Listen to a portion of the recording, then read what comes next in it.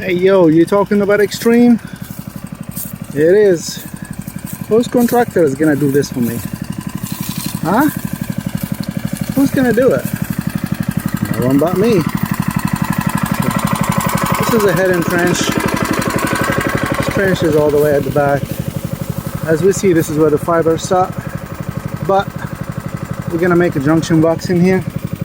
That's where we're gonna bring in the other spool. Splice everything and then keep going. Oh yeah. See, we did all this already. Keep going. Oh God. It's like a bamboo trees. Yeah, they're bamboo. Ah, look at this. Some nice fishing rods, man. Straight. Look at this. Really straight. Wow. I'll come back to it. This one too. It's kind of drying a little bit, but still, it's a good stick. Wow, look at these two. Anyway, let's stop talking about fishing rods. There you go. And all the way in there.